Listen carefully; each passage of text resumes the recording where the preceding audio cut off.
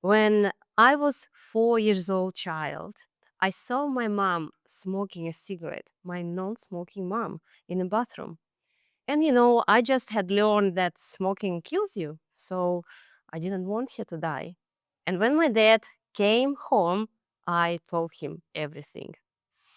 And that night, I watched them fight. It was very scary. And then he left. Not just the house, he left our family for good. And I was too little to understand adults' relationships, so I didn't know what was going on, but I understood the cause and effect. I tell the secret, he got mad, and he left. Gosh, I was blaming myself. I was hating myself. I thought I destroyed the family. And imagine this little 4 years old just believing that she was the cause. Her father walked away.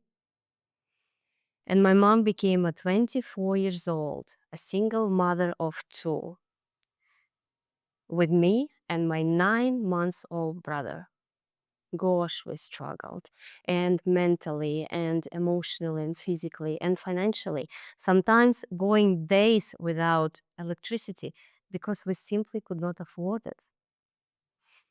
And then 6 years later, my mom met a man, a military guy, knight in shining armor. And I was so happy. I was so desperate for love. And I asked him if I can call him a dad within a month. He said, of course. And then 3 months later, he moved in with us in our apartment, and everything changed. He ruled our family with an iron fist and a leather belt. Our own home became a military camp.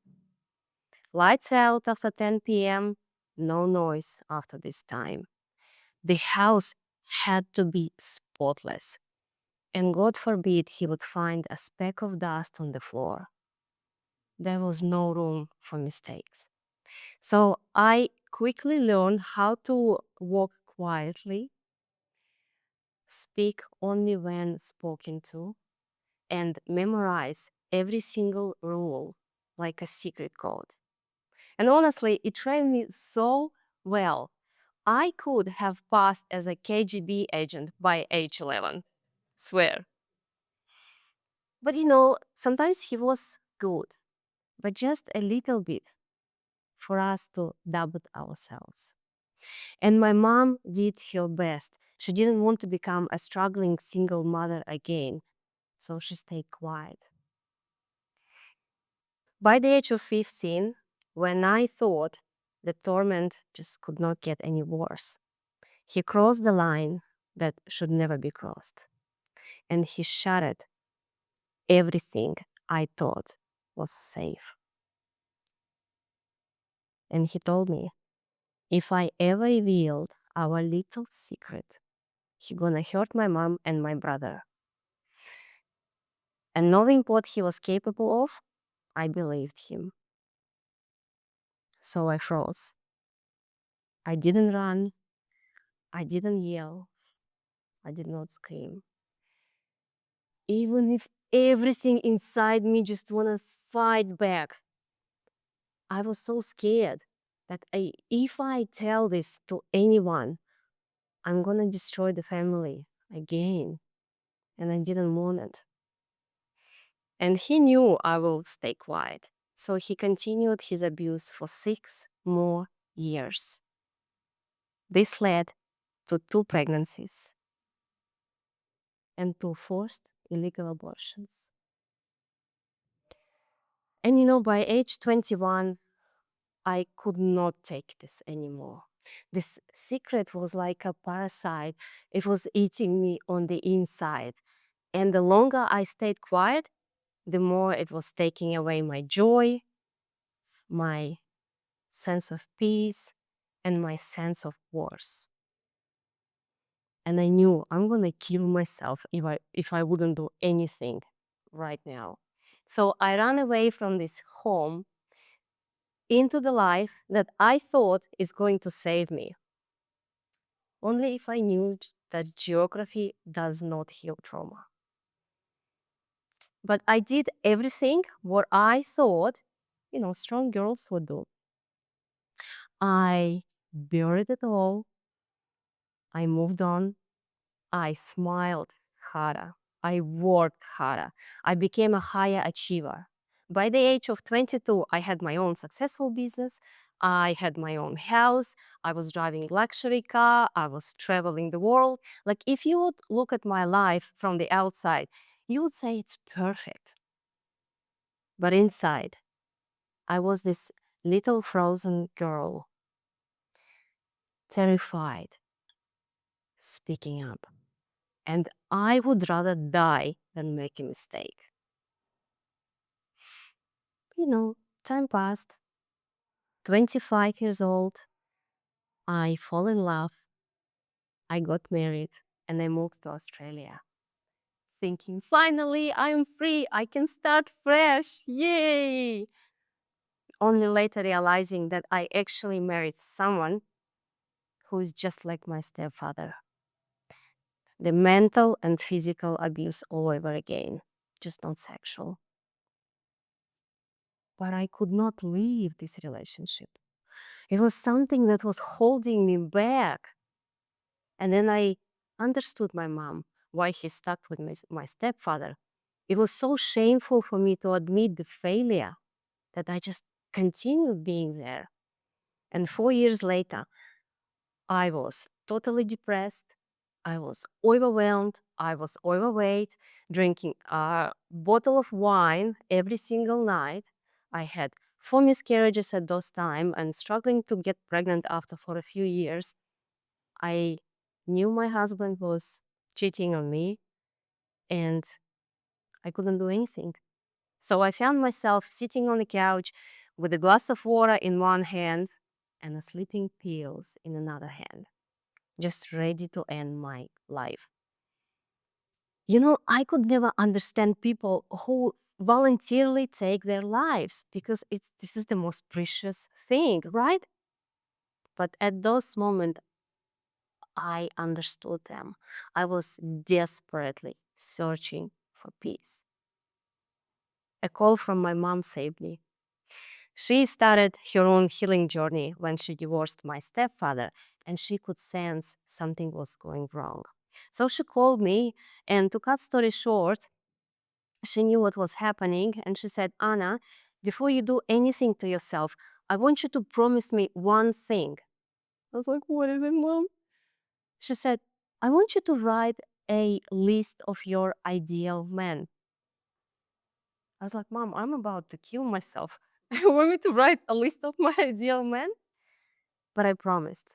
And as I was writing, he's bold. He's a New Zealander.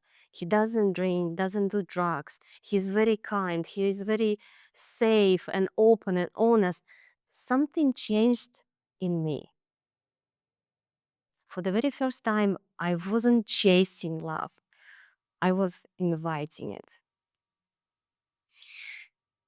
And 10 days later, I met a man of my dreams. He ticked every single box. And I remember thinking, either my list worked or maybe God just had enough of watching me throwing myself into toxic relationships again and again. But I was so happy and we started building our life together. And I fall pregnant. It felt like a miracle because, I couldn't get pregnant for a long time.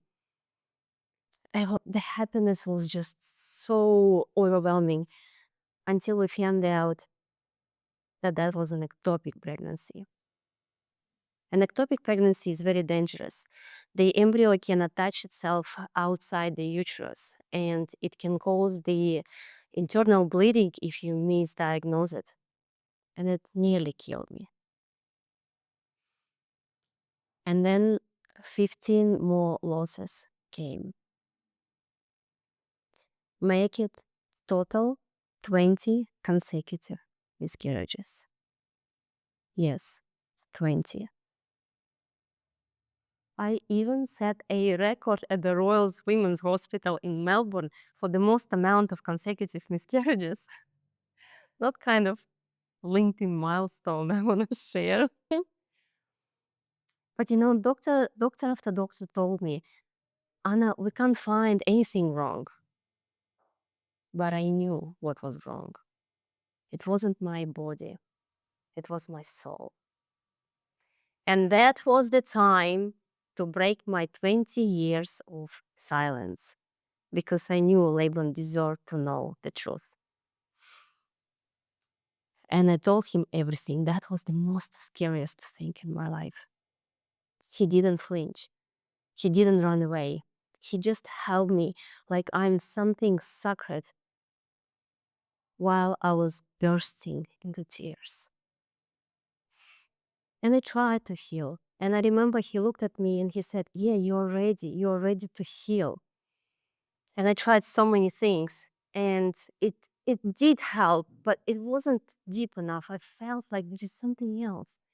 And then I found a hypnotherapy. And I remember I was so skeptical. But when you tried everything, including red wine and denial, you eventually want to try something new. And then everything changed for me. I met her, my 4 years old self. And I looked at her, and she was like a wilted flower in a storm, waiting for sunlight. And I realized I've been blaming her for everything for such a long time. And I remember telling myself, how could I? It's just a child. And I looked at her and I said, I'm here now. And I will never let anyone to hurt you again. And that day, I became her biggest supporter, her biggest protector, and her loudest voice. And I realized one thing: you cannot feel whole while you're abandoning a part of you. And later came forgiveness. The forgiveness, I call it release. And I finally released all these emotions of anger, shame, pain, and guilt for what was happening to me. And once I did this, once I forgave her for survival, for not knowing, for just coping the only way she could, I remember for the very first time feeling this sense of peace, the inner peace, the freedom so deep that it felt like I can breathe again. And the love, the kind love that I've been searching for my whole life, finally from me. Now, my stepfather wasn't convicted because it was too late, but somehow he gave me the greatest gift, a gift of adversity. And gosh, I used it. I became a hypnotherapist and I guide others through their darkest moments towards the light they forgot they had. I co-authored the book, I host my own podcast, and I share my story on this stage. And this isn't just my story. This is the mirror for everyone who had to stay silent to survive.